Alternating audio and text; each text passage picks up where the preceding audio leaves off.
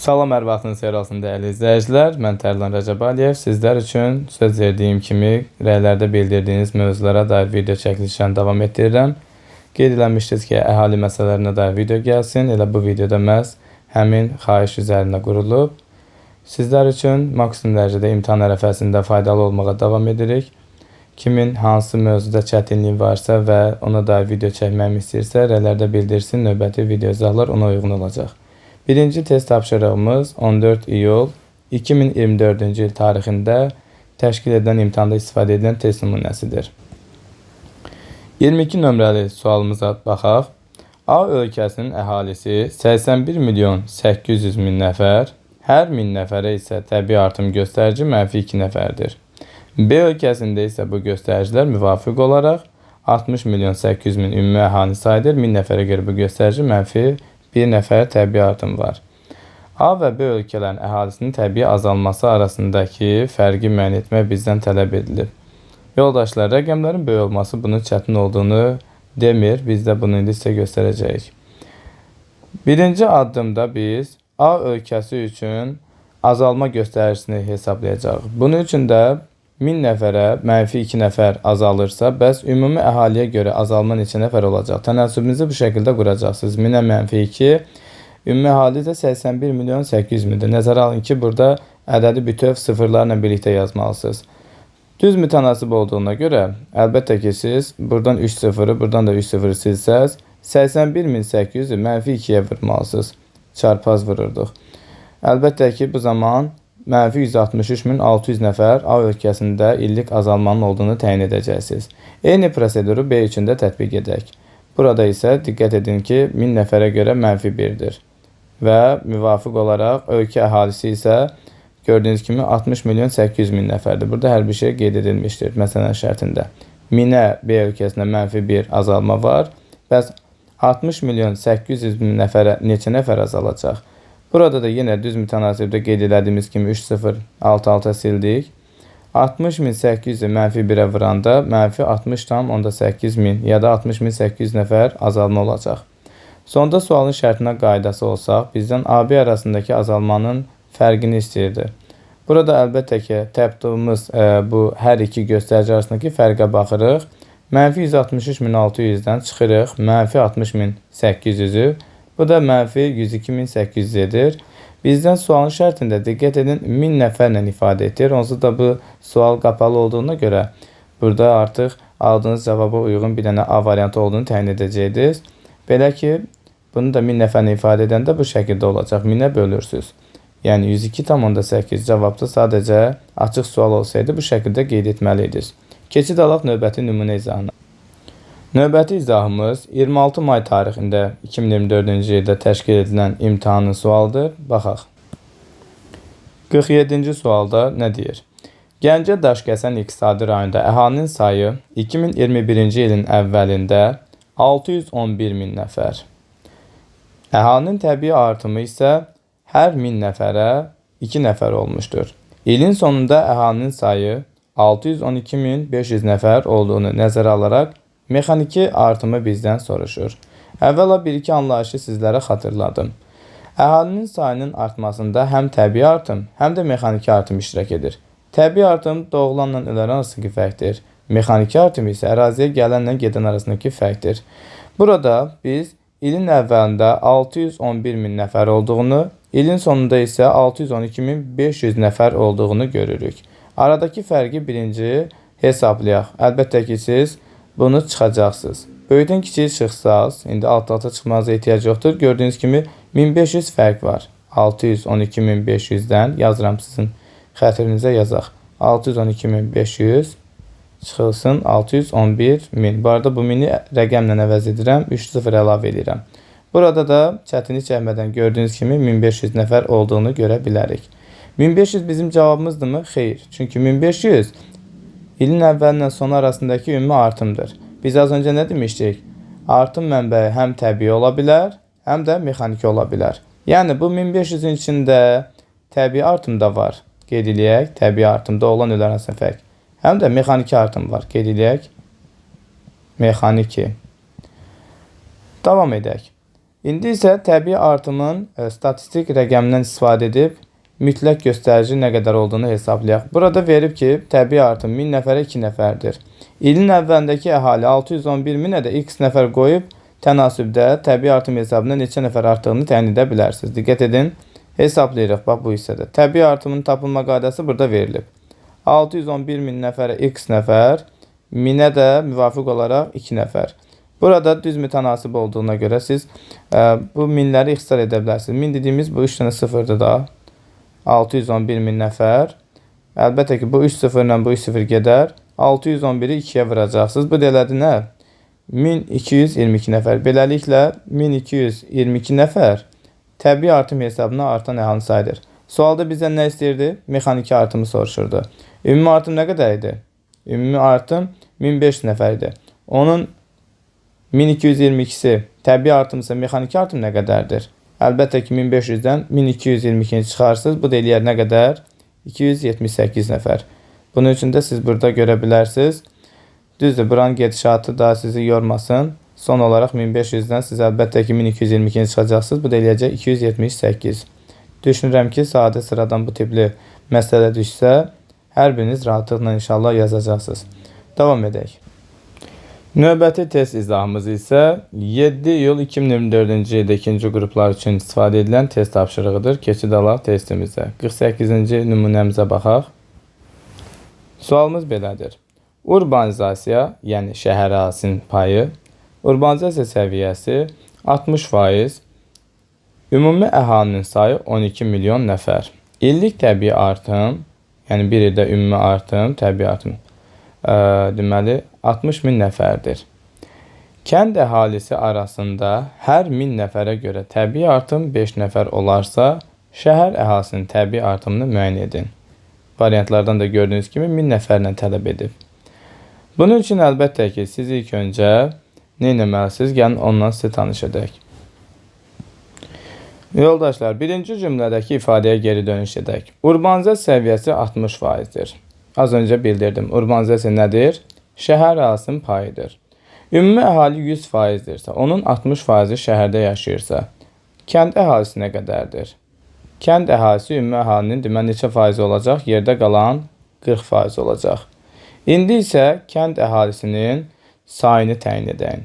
Kənd əhalisinin sayını tapmaq üçün də ümumi əhalini 100% götürəcəksiniz. Yəni 12 milyonu, gəlin qeyd edək. 1, 2, 3, 4, 5, 6. 12 milyon 100%-dir. Müvafiq olaraq da bu 12 milyonun 40%-i kənddə yaşayır dedik. 40%-ə də biz nə deyirik? X faiz. Üzr istəyirəm, X nəfər. Müvafiq olaraq sıfırları azaldıq, gözümüz yorulur. Buradan 2 sıfırı, buradan da 100-ün 2 dənə sıfırını sildim. Buradan da biz nə etməliyik? 120 mini 40-a vurmalıyıq. Gəlin vuraq. X bərabərdir 120 min vurulsun 40. Bu da nəyə bərabərdir? 12-ni mən 4-ə vursam eləyər 48. Burada 4, burada da 1. Toplam 5 sıfırda əlavə edərəm.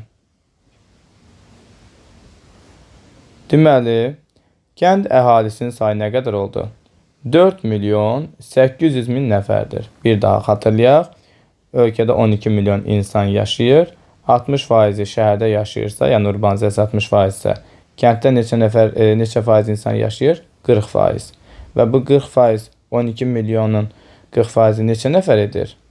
Deməli, 4 milyon 800 nəfərdir. Bu kənd əhalisidir. Davam edirik. İndi isə növbəti addımımız kənddə bir ildə artan əhalinin sayını hesablayaq. Bunun üçün əlbəttə ki, 1000 nəfərə 5 nəfər artırsa, kənddəki ümumi əhalinin sayını da x nəfər qoyaraq tapacaqsınız. Gəlin, başqa bir renk tonundan istifadə edək. Müvafiq olaraq 1000 nəfərə, bunu biraz fərqləndirək, 1000 nəfərə neçə nəfər artır? 5 nəfər. Kənd əhalisi nə qədərdir? 4 milyon 800 min. 4 milyon 800 min nəfərə neçə nəfər artacaq? X nəfər. X-i tapanda da burada 3 dənə sıfırı bu şəkildə silə bilərsiniz. Yəni silək, gəlin rahat olsun. X-i tapmaq üçün əlbəttə ki, biz 5-i vuracağıq. Çarpazdır burada. 480-ə. Əlbəttə ki, bu şəkildə siz hesablayası olsanız, bu arada biz sıfırlar deyəsən 4 milyon 800 min olanda burada bir dənə də sıfır qalır. Gəlin düzgün yazaq. Çünki burada anlaşılmazlıq oldu. 1000 nəfərə 5 nəfərdir. 4 milyon 800 min nəfər. Burada müvafiq olaraq 3 sıfır. Buradan da 3 sıfır siləndə 4800 qalır. Yəni 5-i biz 480-ə yox, diqqətsizlik elədim. 4800-ə vururam. Bu da müvafiq olaraq eləyəcək 24 min. Müvafiq olaraq gəlin yazaq. 24 min. 24 min kənd əhalisinin bir ildə artan sayıdır. Bizdən şəhər əhalisinin təbii artımını müəyyən edin deyə soruşmuşdur. Əlbəttə ki, ümumi artım nə qədər idi? Məsələn, sualın şərtində vermişdir. 60 min artım vardı. Bu 60 minin 24 mini kənd əhalisinin hesabına artıbsa, yerdə qalan 60 mindən 24 min çıxanda neçə qalır? 36 mini şəhər əhalisi hesabına artıb. Bu sualda biraz sizi yordum. Ona görə də təkrarçılığa yol verirəm. Diqqət edin. Sualın şərtində əvvəlcə urbanizasiya səviyyəsinin 60% bərabər olduğu verilmişdir. Bu deməkdir ki, ölkədəki əhalinin 60% şəhərdə yaşayır. Avtomatik olaraq 100%-dən 60% çıxanda 40% harda yaşayır? Kənddə yaşayır. Davam edirik. Verilən sualın şərtinə görə biz əlbəttə ilk öncə kənddə yaşayan ümumi əhalinin sayını tapmalıyıq. Bunun üçün də ümumi əhali 12 milyonu 100% kimi qəbul etdik. Yandakı sıfırları silmişik. X nəfərdə 40% kimi qeyd elədik. Əlbəttə buradan biz tapdıq ki, kənddə yaşayanların sayı 4 milyon 800 min nəfərdir. Daha sonra biz kənddə bir ildə artan əhalinin sayı neçə nəfər olduğunu tapmağa çalışdıq. Bunun üçün də 1000 nəfərə 5 nəfər artırdı kənddə. Qeyd elədik. Burada sıfırlarını silmişik. 1000 nəfərə 5 nəfər artırsa 4 milyon 800 min nəfərdə x nəfər artacaq. Sıfırlarını ixtisar eləyəndə əlbəttə ki, biz tapdıq ki, bir ildə kənddə 24 min nəfər artım var idi. İndi isə şəhərdə nə qədər təbii artım olacağını tapmaq lazım gəlir. Bunun üçün də illik təbii artımın ölkədə ümumi şəhər və kənd hesabına 60 min artdığını, bu 60 min nəfərin də 24 mini hesabladıq ki, kənd əhalisi hesabına artdığını qeyd elədik. Yerdə qalan 60 mindən 24 min çıxanda 36 min də avtomatik olaraq şəhər əhalisi hesabına artan əhalinin sayıdır. Düşünürəm ki, bu izahım sizlər üçün tam aydın oldu. Növbəti nümunə tapşırığımız 9 iyun 2024-cü ildə istifadə edən test tapşırığıdır. Gəlin onunla sizi tanış edək. 6-cı testimizə baxırıq. Ölkə əhalisinin sayı 25 milyon nəfərdir.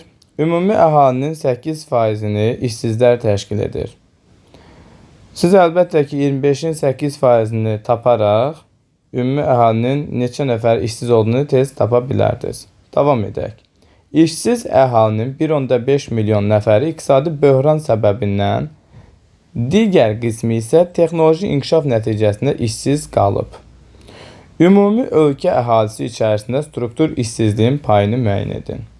Dediyim kimi, ilk öncə siz, belə deyək, işsiz insanların sayını tapmalısınız. Bunun üçün əlbəttə ki, 25 milyon ölkə əhalisindən 100% kimi, x nəfərə də 8% qoysaz, əlbəttə ki, burada tənasübü çarpaz vuraraq 25-i 8-ə vurub 100-ə böləcəksiniz. Gəlin sizin üçün qeyd edeyim. X bərabərdir, müvafiq olaraq 25 vurulsun 8 bölünsün 100. Burada 25 ilə 100 ixtisar gedər 4 qalar, 4 ilə 8 də ixtisar gedər, yuxarıda 2 qalar, cavab elə 2% eləyir.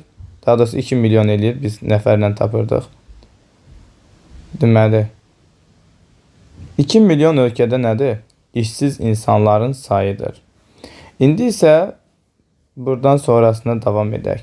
İşsiz əhalinin, yəni bu 2 milyon əhalinin 1.5 milyon nəfəri iqtisadi böhran səbəbindən, deməli, iqtisadi böhran səbəbindən işsiz qalan insandır. Yerdə nə qədər qaldı?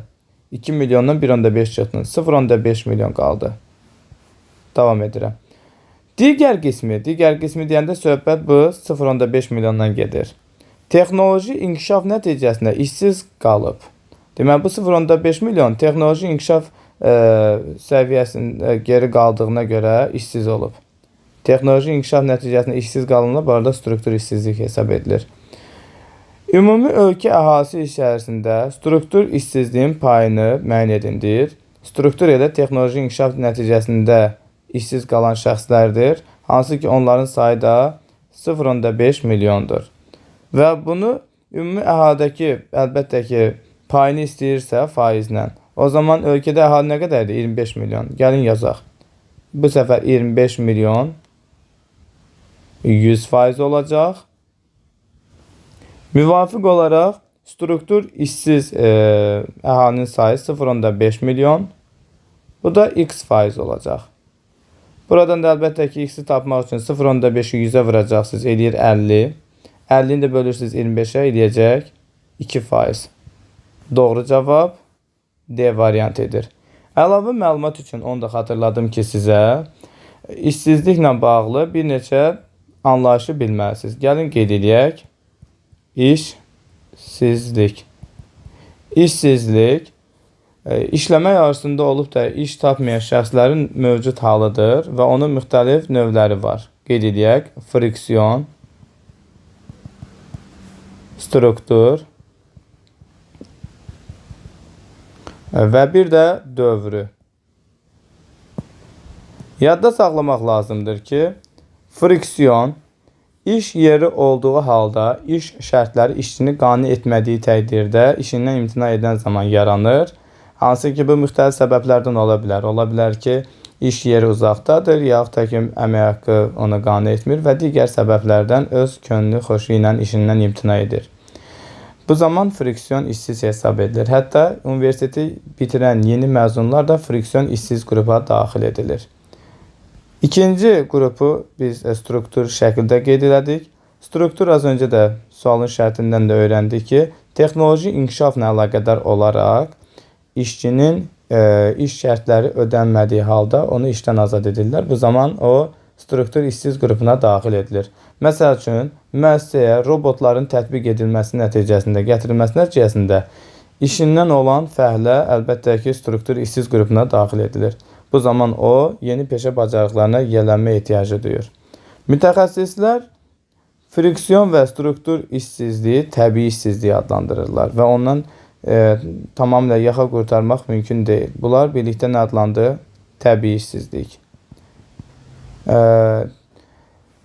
Bundan əlavə biz onu da qeyd etməliyik ki, həm də friksiyon, struktur işsizliyi, təbii işsizliyi tam məşğulluq hesab edilir. Yadda saxlamaq lazımdır ki, tam məşğulluq ölkədə işsizliyin ümumiyyətlə olmaması yox, onun minimum səviyyədə olması deməkdir.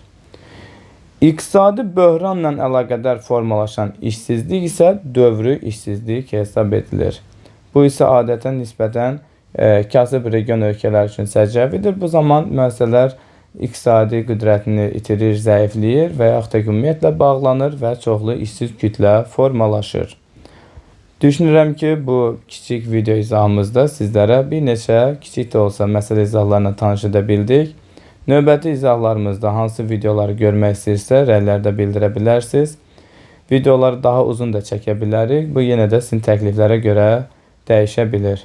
Belə, hələlik. Kanalımıza abunə olub dəstək olmağı unutmayın. Videolarımızdan vaxtında xəbərdar ola biləsiniz deyə.